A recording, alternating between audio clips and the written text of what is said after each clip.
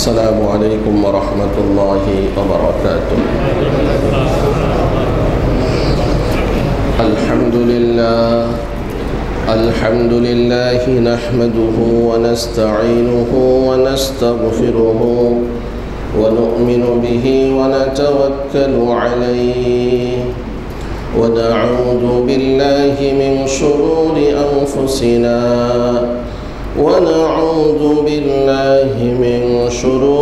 أنفسنا ومن سيئات أعمالنا. من يهد الله فلا مضل له ومن يضلله فلا هادي له، ونشهد أن لا إله إلا الله وحده لا شريك له، ونشهد أن سيدنا ومولانا محمدا عبده ورسوله. أما بعد فقد قال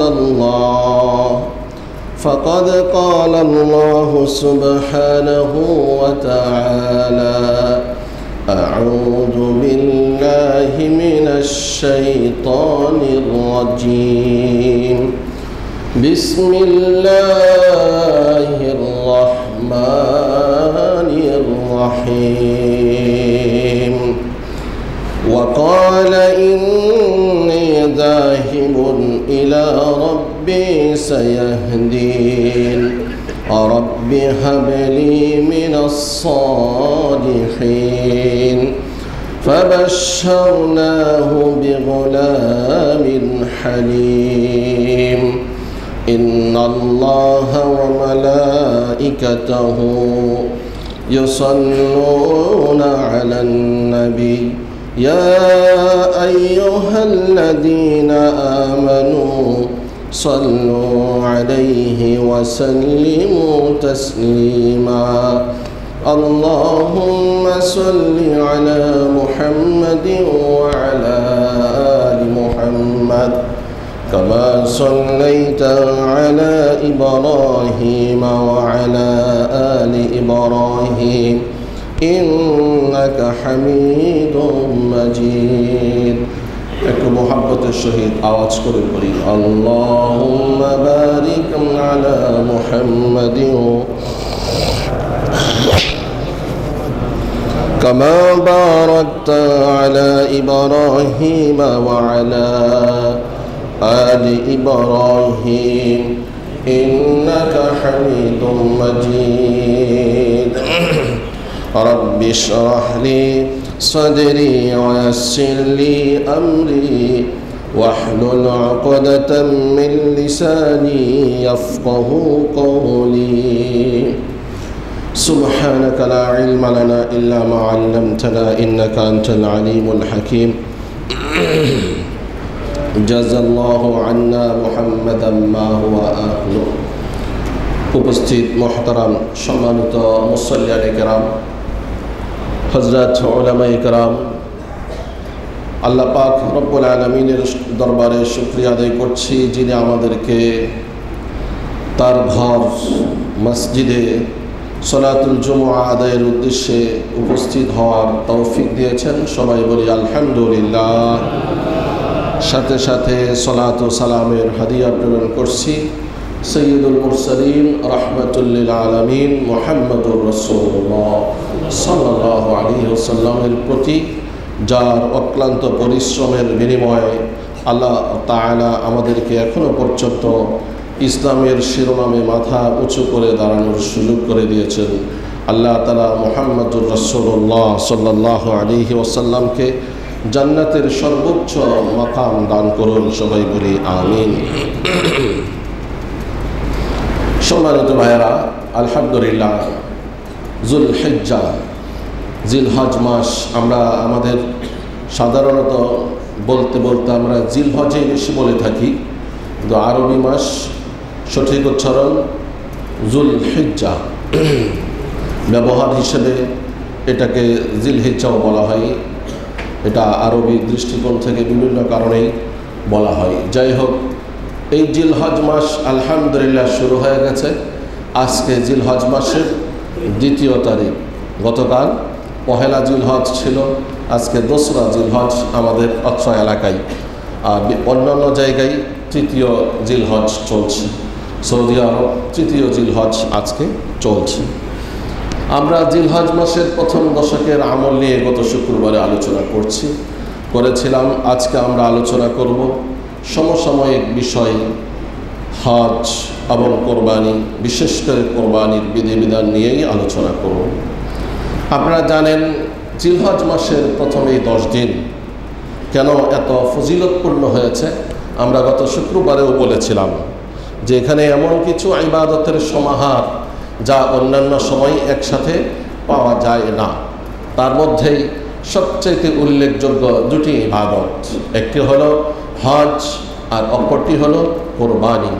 এই হজ এবং কোরবানি একটার সাথে একটার কেমন সম্পর্ক, যা আমরা এই হজ এবং কোরবানির ইতিহাস যদি আমরা দেখি এবং এর পেছনে রব্বুল আলামিন যোগে যোগে তার মনোনীত ব্যক্তিদের যে অবদান তুলে ধরেছেন, তাদের যে অবদান ছিল, তাদের যে কোরবানি ছিল, তাদের যে ইখলাস ছিল, সেটা আমাদের সামনে এখন আলোচ্য বিষয়।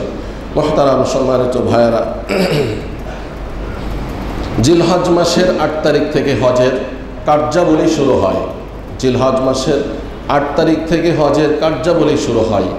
আর এই জিলহজ মাসের 8 তারিখকে বলা হয় ইয়াউমুত তারবিয়া, অর্থাৎ সন্দেহের দিন।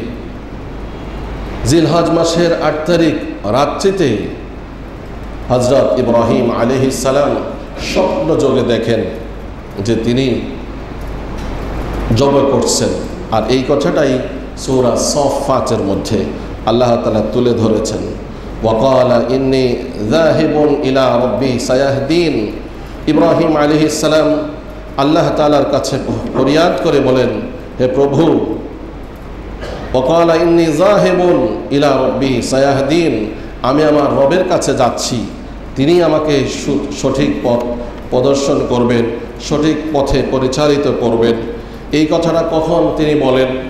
যখন তার সমাজে তিনি একত্ববাদের দাওয়াত দেন, তাওহীদের দাওয়াত দেন, যখন শিরক বিরোধী আন্দোলন তিনি গড়ে তোলেন, তারপরে তার সমাজের লোক যখন তার বিরোধিতা সর্বোচ্চ পর্যায়ে শুরু করে, এক পর্যায়ে তিনি যখন নিরাশ হয়ে যান যে আমি মনে হয় এখানে আর হকের দাওয়াত দিয়ে কোনো লাভ নেই, তখন তিনি চিন্তা করেন তাহলে এবার আমি অন্যত্র যাব, যেখানে হকের দাওয়াত দিলে, তাওহীদের দাওয়াত দিলে মানুষ সেটা গ্রহণ করবে। তাই আল্লাহর কাছে বলেন, ওয়াকালা রাব্বি ইন্নী যাহিবুন, আমি এখন যাচ্ছি আমার রবের কাছে, অর্থাৎ যেখানে গেলে আমি রবের দাওয়াত দিতে পারবো, মানুষ রবের দাওয়াত গ্রহণ করবে, সেই পরিবেশে আমি যাব। হযরত ইব্রাহিম আলাইহিস সালাম ছিলেন এমন একজন নবী যার উপাধি ছিল খলিলুল্লাহ। খলিলুল্লাহর অর্থ হলো আল্লাহর অন্তরঙ্গ বন্ধু। সুবহানাল্লাহ। খলিল খুল্লাতুন শব্দ থেকে আসছে, যার অর্থ হলো যে অন্তরের অন্তঃস্থলের সাথে যার রিলেশন, আল্লাহর অন্তরঙ্গ বন্ধু। প্রশ্ন হতে পারে আপনার আল্লাহর অন্তরঙ্গ বন্ধু কীভাবে হয়? একটা সূত্র হলো, আমরা যতগুলো শব্দ কোরআনে দেখি, পাই, ব্যবহার করি, এ সবগুলো আল্লাহ তাআলা মানুষের ব্যবহারিক শব্দগুলো এখানে এনেছেন। অর্থাৎ যেই শব্দগুলো মানুষের সমাজে ব্যবহৃত হয় সেগুলোই আল্লাহ ব্যবহার করেছেন। যেমন আলিমুল গায়বি ওয়াশ শাহাদা, আল্লাহ তাআলা দৃশ্য অদৃশ্য সকল জ্ঞানের জ্ঞানী। এখন আল্লাহর কাছে আবার অদৃশ্য কি? কিছুই তো অদৃশ্য নেই। এখানে অদৃশ্য বলতে আমাদের কাছে যেটা অদৃশ্য, সেই অদৃশ্য জগতের জ্ঞানও আল্লাহর কাছে আছে। তেমনিভাবেই এই অন্তরঙ্গ আমরা যেহেতু ব্যবহার করে থাকি, যে সবচেয়ে কাছের ক্লোজ ফ্রেন্ড যিনি হয়ে থাকেন, তাকে আমরা এই শব্দ দিয়ে আমরা পরিচয় দিয়ে থাকি। সেই হিসেবে আল্লাহ তাআলা দিয়েছেন। কখন দিয়েছেন? 1-2বার পরীক্ষায় পরীক্ষিত হওয়ার পরে নয়, বহুবার পরীক্ষা নিরীক্ষার পরে আল্লাহ তাআলা এই উপাধি হযরত ইব্রাহিম আলাইহিস সালাতু ওয়াস সালামকে দিয়েছেন। ইব্রাহিম আলাইহিস সালাতু ওয়াস সালাম তিনি যেই তাওহীদের পক্ষে আন্দোলন গড়ে তুলেছেন, এগুলো আমাদের প্রত্যেকের জন্য শিক্ষণীয়। আমরা যে কোরবানির দিন পশু জবে দিই, পশু জবে দেওয়ার পূর্বে যে দোয়াটি পাঠ করি, গত শুক্রবারেও বলেছিলাম যে সময় হলে এই দোয়াগুলোর তাৎপর্য তুলে ধরব। সেই দোয়ার মধ্যে একটি দোয়া হলো ইন্নী ওয়াজ্জাহাতু ওয়াজহিয়া লিল্লাযী ফাতারাস সামাওয়াতি ওয়াল আরদা হানিফান ওয়া মা আনা মিনাল মুশরিকিন। আমরা কি কখনো ভেবে দেখেছি যে এই দোয়াটির তাৎপর্য আসলেই কি? ইব্রাহিম আলাইহিস সালাম তিনি যখন খুব কম বয়সের ছিলেন তখন থেকেই তার মধ্যে এই তাওহীদে বিশ্বাসী তিনি ছিলেন, তাওহীদের প্রতি তার আস্থা ছিল, তার সমাজে ছিল শিরক, সেই শিরক বিরোধী আন্দোলন তিনি গড়ে তুলেছেন। এক পর্যায়ে সমাজ ইব্রাহিম আলাইহিস সালামকে সমাজ থেকে বের করে দেয়, বহিষ্কার করে দেয়, সমাজ উচ্ছেদ করে দেয়। তখনও তিনি সমাজের মধ্যে এই শিরক বিরোধী আন্দোলন গড়ে তোলেন। সম্মানিত ভাইয়েরা, আল্লাহ তাআলা সূরা আনআমের মধ্যে এই ইব্রাহিম আলাইহিস সালামের কথাগুলো এইভাবে তুলে ধরেছেন। কোন এক সময় তিনি দাওয়াত দিতে যান, অথচ তখনও নবী হননি। তার মনের মধ্যে আছে যে মানুষ কিভাবে নক্ষত্রের পূজা করবে, মানুষ কিভাবে চন্দ্রের পূজা করবে, মানুষ কিভাবে সূর্যের পূজা করবে। সূর্য নক্ষত্র যেই শক্তি মানুষ দেখছে, এটা তো আসলে শক্তি না। আসল শক্তি তো এই সূর্যের যিনি স্রষ্টা, আসল শক্তি তো এই নক্ষত্রের যিনি স্রষ্টা, আসল শক্তি তো এই চন্দ্রের যিনি স্রষ্টা, তারই শক্তি। সুতরাং ইবাদত করতে হলে, উপাসনা করতে হলে, পূজা করতে হলে তো সে আসল মালিকের করতে হবে, স্রষ্টার করতে হবে। তাই তিনি কৌশলগতভাবে দাওয়াত দিচ্ছেন। কোনো এক সময় যারা তারকার পূজা করে তাদের সমাজে গিয়ে, তাদের মাঝে গিয়ে তিনি বলতে লাগলেন, আচ্ছা এই যে তারকা, যেটাকে তোমরা প্রভু মনে করছো শক্তি দেখে, কিন্তু এই তারকা যখন এক সময় নিভে যায়, নিষ্প্রভ হয়ে যায়, তাহলে যিনি প্রভু হবেন তিনি তো এরকম হতে পারেন না।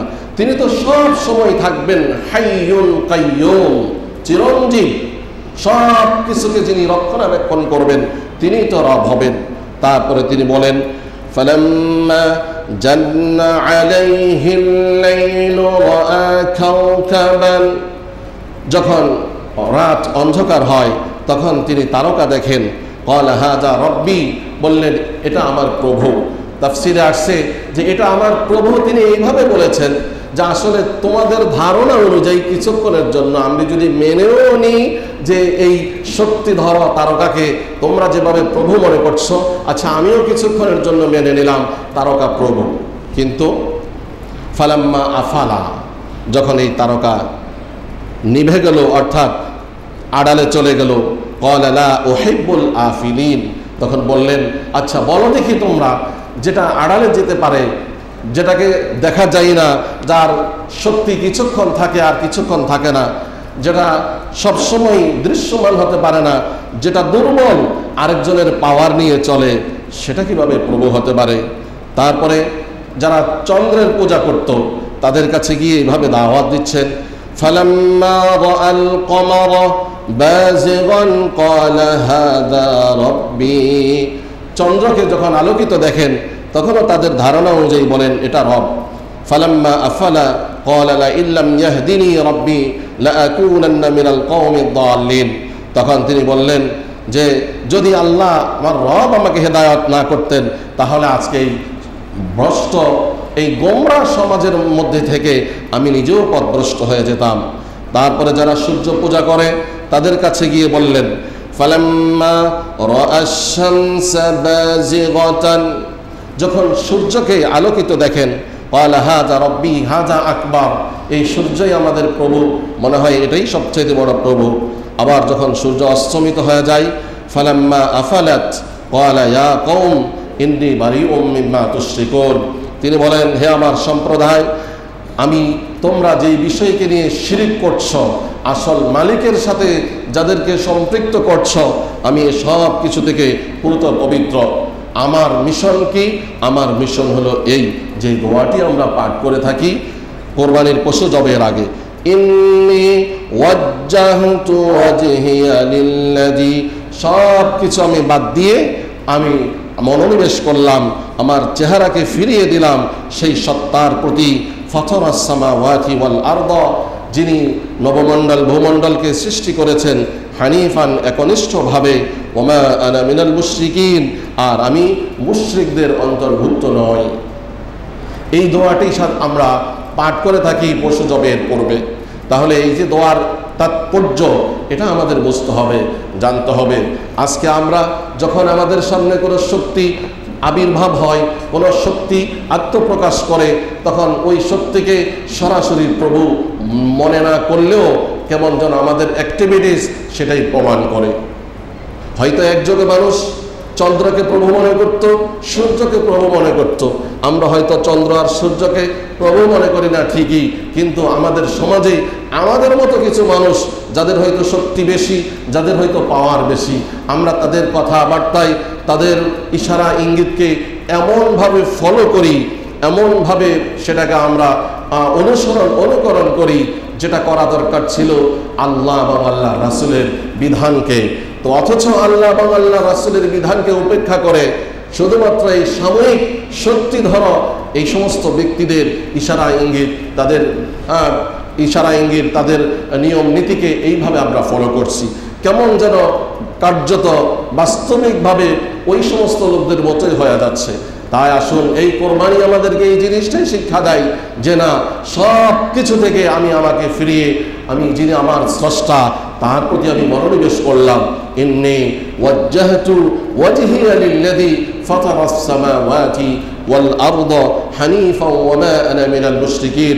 এই দোয়াটি আপনারা অনেকেই নামাজে আসলে, সালাতে আসলে, নামাজে দাঁড়াইলেও অনেকেই পড়েন। এই দোয়াটি হাদিসে আসছে, আল্লাহ রাসূল সাল্লাল্লাহু আলাইহি সাল্লাম কখনো সালাতে তাকবীরে তাহরিমার পরে পাঠ করতেন। অর্থাৎ আমরা যখন সানা পাঠ করি, ঠিক এই সানার সময় রাসূল কখনো এই দোয়াটি পাঠ করছেন, এটি হাদিসে আছে। তো সেই হিসেবে কেউ কেউ বলেন এটা মুস্তাহাব, যখন আপনি জায় নামাজে দাঁড়াবেন তখন সেটা পাঠ করতে পারেন যদি অর্থ বুঝেন। কিন্তু এটা নামাজের কোনো অংশ নয় এবং এটা বাধ্যতামূলক করতে হবে সেরকমও কোনো কিছু নয়। জাস্ট আমরা যেরকম নামাজে দাঁড়াইলেই আমরা এই জিনিসটাই কেমন যেন প্রমাণ করি যে এতক্ষণ ধরে আমি ব্যস্ত ছিলাম দুনিয়াবি কাজে, এখন সব কিছু রেখে এসে আমি আমার চেহারাকে আল্লাহর দিকে ফিরিয়ে দিলাম, আমি সব কিছুকে বর্জন করছি, আমি আল্লাহর দিকে মনোনিবেশ করলাম, এটাই। সুতরাং এটা পড়লে যে বিদআত হবে, যেটা আমাদের মতো কোনো ভাইয়েরা বলেন এটা হবে না, বরং ফিকহের কিতাবে লিখছে এটা তো বিদআত হবে না, কারণ আল্লাহ রাসূল নামাজের ভিতরেই পড়েছেন, এরকম প্রমাণও আছে। সানা যখন পড়েন, এই সানার সাথে এই দোয়াটিও রাসূল পড়েছেন। তো নামাজের ভিতরে যেখানে রাসূল পড়েছেন সেই জায়গায় নামাজের আগে পড়লেই বিদআত হওয়ার কথা না। বিদআত কথায় কথায় বিদআত, এই ধরনের জিনিসটা বর্জন করা উচিত আমাদের। সম্মানিত ভাইয়েরা, এই কোরবানির ইতিহাসের মধ্যে ইব্রাহিম আলাইহিস সালামের এই ইখলাস, তার এই তাওহীদ এর পক্ষে দাওয়াত দেওয়া, আল্লাহ তাআলা যখন বলছেন ওয়াইদ ক্বালা রাব্বু ইব্রাহিম আলাইহিস সালামকে যখন আল্লাহ বললেন আসলিম, তিনি বললেন আসলামতু লিরাব্বিল আলামিন। এটাই হলো সামনে যে কোরবানি আসছে, এই কোরবানির থেকে আমাদের জন্য শিক্ষা। আল্লাহ তাআলা যখন যা করতে বলবেন সেটাই আমাদের করতে হবে।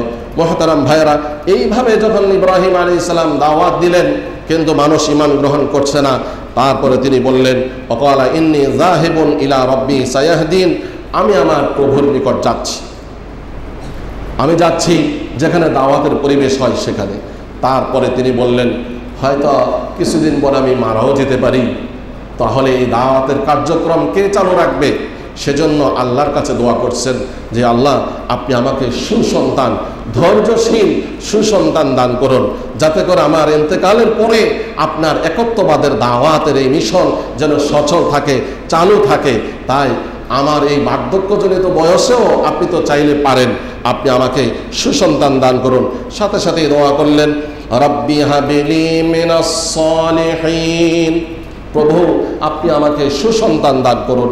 এখানে তাফসিরে আসছে আল্লাহর কাছে যখনই আমরা সন্তান চাইব, সুসন্তান চাইব, শুধু সন্তান না। কারণ শুধু সন্তান চাইলে এই সন্তান যদি সুসন্তান না হয় তাহলে কেমন হবে? যে ঘটনাগুলো আজকে আমাদের চতুর্পার্শ্বে ঘটছে সেরকম হতে পারে। সন্তানের হাতে মায়ের প্রাণ যায়, সন্তানের হাতে বাবার প্রাণ যায়। তাই সুসন্তানের দোয়া করতে হবে। হুজুর আমার ছেলের সন্তান হচ্ছে না, এটা সন্তান হওয়ার জন্য দোয়া করবেন না, হুজুর সুসন্তান হওয়ার জন্য দোয়া করবেন। সব সময় আমরা সুসন্তানের জন্য দোয়া করব। ফাবাশশারনাহু বিগুলামিন হালিম, আল্লাহ তাআলা সুসংবাদ দিলেন একজন বিশ্ব ধৈর্যশীল হালিম, বিশ্ব ধৈর্যশীল এক সুসন্তানের সুসংবাদ আল্লাহ দিয়ে দিলেন। যখন এই ইসমাঈল আলাইহিস সালাম ইব্রাহিম আলাইহিস সালামের ঘরে চলে আসলেন, তার পরবর্তী ঘটনা অনেক লম্বা ঘটনা, আপনারা জানেন। আল্লাহ তাআলা ইব্রাহিম আলাইহিস সালামের কাছ থেকে কতভাবে পরীক্ষা নিয়েছেন। এক পর্যায়ে বললেন বনবাস দিয়ে আসতে, যেটাই বর্তমানে মক্কাতুল মুকাররমা, সেখানে দিয়ে গেছেন, কোনো কিছু নেই। ইব্রাহিম আলাইহিস সালাম চলে যাচ্ছেন ইসমাঈল আলাইহিস সালামের মাকে রেখে আর এই দুগ্ধ পানকারী সন্তানকে রেখে।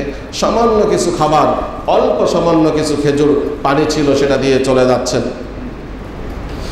আর ইসমাঈল আলাইহিস সালামের মা জিজ্ঞাসা করলেন, এইভাবে আপনি আমাদেরকে এখানে জনমানবহীন জায়গায় রেখে যাচ্ছেন, কোনো আওয়াজ নেই, জবাব নেই, কারণ কি বলবেন, কোনো ভাষা নেই বোঝানোর মতো এরকম পরিস্থিতি।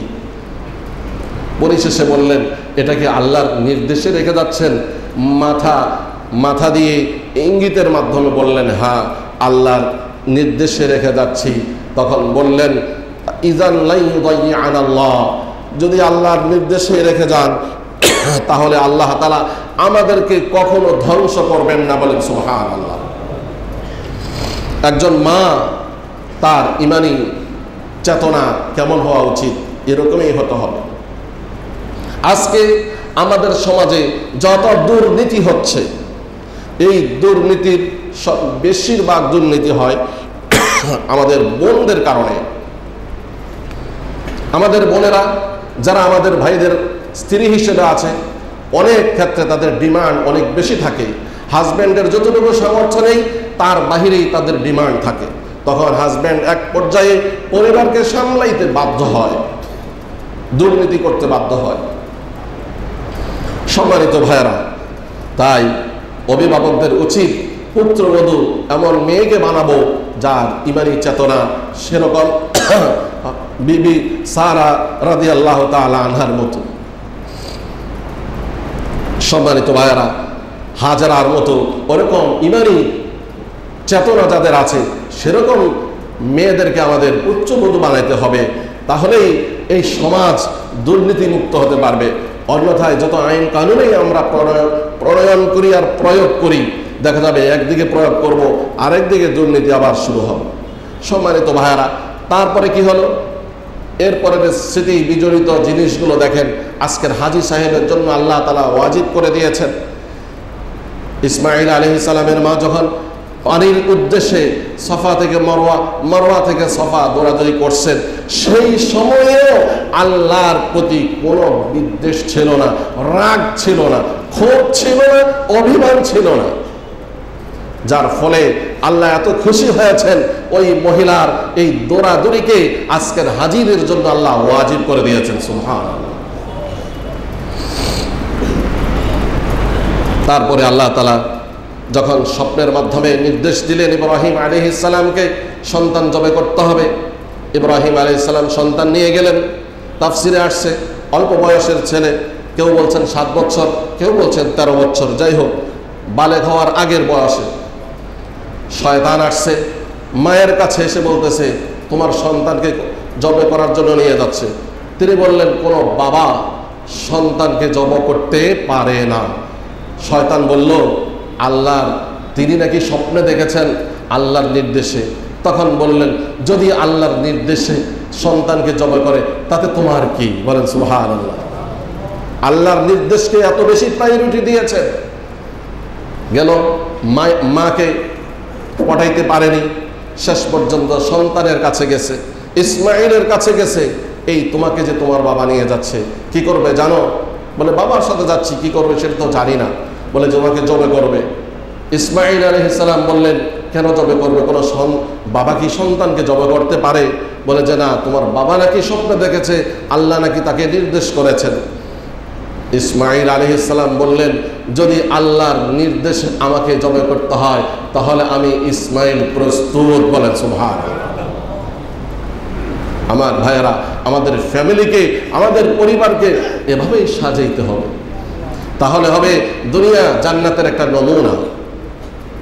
কোনো টেনশন থাকবে না, সন্তান কর্তৃক কোনো টেনশন থাকবে না, স্ত্রী কর্তৃক কোনো টেনশন থাকবে না।